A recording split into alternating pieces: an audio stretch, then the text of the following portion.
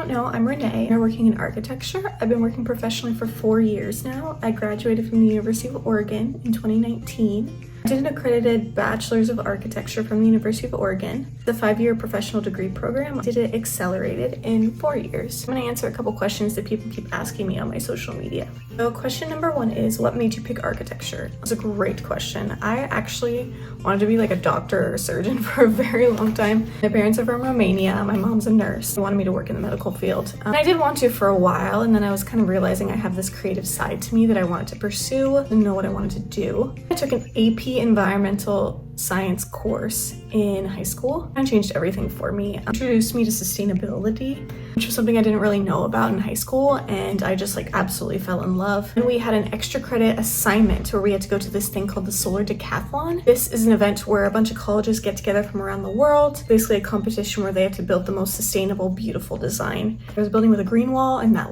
blew my mind. Another building that had cross ventilation with curtains for walls, and that just was insane to me. After that, I realized I wanted to do architecture. Next question I get all the time: do you have to be good at drawing to be a good architect? The answer is no. I'm not a good drawer, to be honest. I am really self-conscious about my drawing skills. You don't have to be a good drawer to be a good architect. It definitely helps in the field because a lot of the older staff really enjoys the sketches. It's beautiful about drawing a concept straight from your brain to paper really quick. It's not necessary, especially nowadays with all the software that's coming out. There's a lot of different ways to express yourself and your design, so you do not have to be a good drawer to be a good architect. Question number 2, do you have to be good at math? I do not have to be like a mathematician to be an architect. I think that's a misconception about architecture. Here in school, you do have to take some math courses. I would check the curriculum before you start. For the most part, a lot of the math I do is really basic math at work. When I do have to do complicated math, usually my software will do it for me. We use Revit schedules a lot too to calculate things. So no, you have to be amazing at math to be an architect. School will teach you those basics.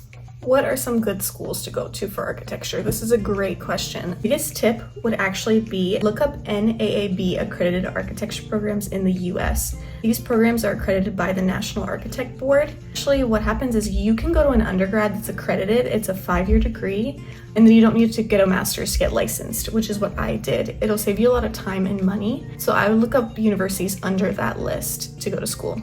The really common question I get is, what laptops do you use? Basic requirements I say for a laptop is has to be a Windows computer. I know people don't want to hear that. Macs are beautiful. I get it. I love Macs, but I do not recommend it because a lot of architecture software actually runs on Windows. So you need to get this thing called Boot Camp. A lot of people I knew in school that had Macs ended up getting a Windows computer anyway. The thing would be to get a high processor, 7 or later for Intel. Your computer to run pretty fast, and that's what I recommend. Another thing is you want 16 to 32 gigs of RAM so your computer can run with all these heavy softwares. The thing would be storage would be a minimum of 1 terabyte. The laptop itself doesn't need to have that. You external hard drive if you want. That's what I did in school. I recommend 1 terabyte because files are going to get pretty big, especially Photoshop files when you're not compressing your layers. I don't do that. It's a good graphics card. I always recommend NVIDIA graphics cards because you'll need it for rendering, for running VR software as well. Next is your screen size. A lot of people like big screens, and I totally get it. For me personally, I like a small laptop that I can carry with me to studio, to the office. I like the 15 inches, which I know is really small, but what happens is I can use an external monitor. They have mini monitors in your backpack and attached to your laptop.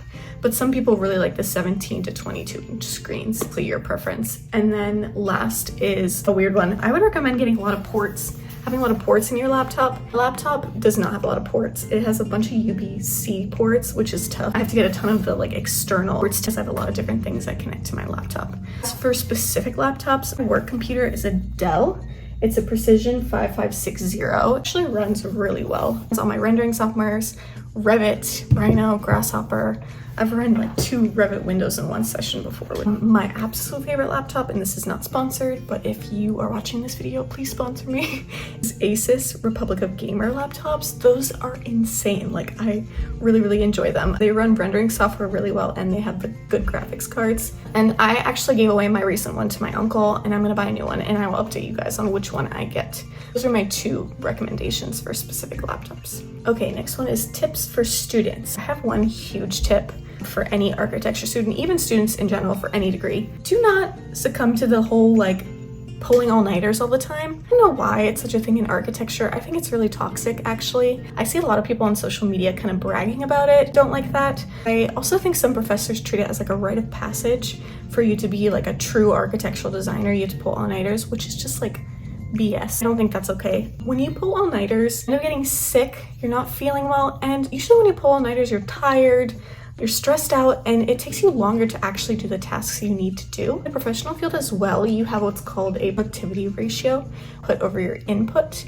Basically, if you are taking longer to do a task, it's not efficient and you have a lower productivity ratio. It's really important to just work on your time management. I know it's easier said than done, and to write down all the tasks you need to do and break it up for the amount of time you have finish that assignment. It is not right for your professors to tell you to do that. Professional field as well, like at least in my firms, we don't do that. That's not okay. How to apply for architecture school? For architecture school, you have to do your same basic thing, apply with all your tests and etc. The biggest thing is you need to apply with a portfolio. That being said, you do not need to put like architecture projects in this portfolio. In high school, you usually don't have any experience with architecture. I didn't. That's okay. Don't feel pressure to like invent a building. Architecture school is for to teach you how to do that. So in your portfolio, they're really looking for that you have the capabilities to have that creativity for the program. And so what I did, I first off was terrible at drawing when I was in school. I created a portfolio with a lot of my photography. I really loved photography in high school. I learned Photoshop to edit these photos, and I also included some of my writing work in that portfolio. Just come up with one. You don't need to use a fancy software. You can use PowerPoint if you need to, just to compile a series of PDFs that show your creativity. And it could be anything. It could be drawing, writing, photography, painting, and if you like model making, things like that for your portfolio. Okay, the next question is how to get a job. It's really important when you're in school is to do internships and not exaggerate that enough. When you do internships, you make connections. Really, they want to hire you when you graduate. That being said, don't do an internship until later in your school year. I know someone who did an internship their first year and they were so overwhelmed because they weren't ready to do that, because when you go to a firm, it's a lot different than your first year of architecture school. I would recommend looking for an internship your third or fourth year. I did one my third and fourth year, and it was really great. What happened is we had a career fair that would come to our school. A lot of schools do this where local firms will come in, have a booth, and you can basically walk around and talk to different firms and see which one you want to work for. What's really important is that you bring a resume and a portfolio of your works. Research the firms going, pick your favorites, and don't be afraid to go up to them and ask them about their projects, what they're working on, and to show your resume and portfolio. And I know it's intimidating, but they're looking for interns. Actually, that will be your gateway to a full-time job. I had an internship at a small firm one year and then a really, really big corporate firm. They both offered me a job when I graduated from the program. So I'd really recommend career fairs. If it is not possible for you to go to a career fair, make a really clean, professional LinkedIn profile. Update all your info. Don't be afraid to post things, post your graphics. Go apply to jobs online. Look at who's working there and reach out to HR or a recruiter at that company. Don't be afraid to connect with them, because that's how you get interviews. Like, that's how you network in the real world, and this is how we're doing it in this new digital world. What software do you use? There are so many softwares out there. I'll just share what I have been using at my firm. Start with like Sketches, basic schematic design, and then we take that into massing. And I will usually use Rhino to create that massing. People use SketchUp for that as well. So I'll go in and use Rhino. I can sometimes use Grasshopper to iterate to create kind of like a basic design. Sometimes you'll do your schematic design set 2 through Rhino. Depends. Some people use ArchiCAD as well. So I start with Rhino, Grasshopper, and then once we start to get more into the details of the design, we'll start to take it into Revit, like a really detailed software that you can build a 3D model, can create sheets and views based off of that model. Through Revit, we'll use rendering software to look at different design options. And we use Enscape. Enscape has kind of like a direct live mode through Revit. You literally just press a button and it loads into Enscape and renders, which is really nice. But my personal preference, I love Twinmotion. Twinmotion is awesome, easy UI. When I was in school, I used Lumion because Lumion is free for students. But I discovered this new software called D5. People keep telling me about it. I tried it a little bit the other day and it's pretty cool. I'll do a video on it soon because I'm really, For post-processing for drawings, line work, etc., from either Revit or Rhino, bring it into Illustrator, clean up the line work in Illustrator, bring it into Photoshop for post-processing, especially renders. For presentations, what I use is InDesign. It's amazing for laying out graphics for presentations. We use it a lot at work. I wish I knew about it in school, because what I would do for my presentations, oh my god, I'm like punching the air right now that I did this. I would set up my presentations in Illustrator In Illustrator, all the line work lived live in that model, so it would be so slow. It would take so much time for me to just move a diagram from one side to the other of the poster, crash on me. I highly recommend using a software like InDesign for presentations. If you cannot afford that, if it's too expensive, there's an option called Affinity that has a really similar UI. Okay, the dreaded question, what is the pay like, the hours, etc. We'll answer this based on my experience working in the US. I've worked at 2 firms. What's really important when you're looking for a job, just make sure that you picking a firm that fits you. Make sure to ask questions as well in the interview, what the work-life balance is there. The firms I've worked at, I've really made sure to emphasize how important my work-life balance is. When I have 40 hours for the week, I'm like, all right, I'm done. I'm at my cap. If I ever work overtime, usually I'll leave early the next day or at the end of the week to make up those hours. Personally, I haven't worked crazy late nights. There have been a few times when I've had a deadline where I would work some extra hours. It happen very often. Some firms are not like that. I've heard about star architecture firms that are like nightmares that you're working really late. Really important to just set your boundaries and know what you want, because legally they cannot make you work crazy hours. That is not okay. I'd say there is a stigma in the industry about working late. I've not done that as much. I have heard though of other people have done that, and I just don't think that's okay.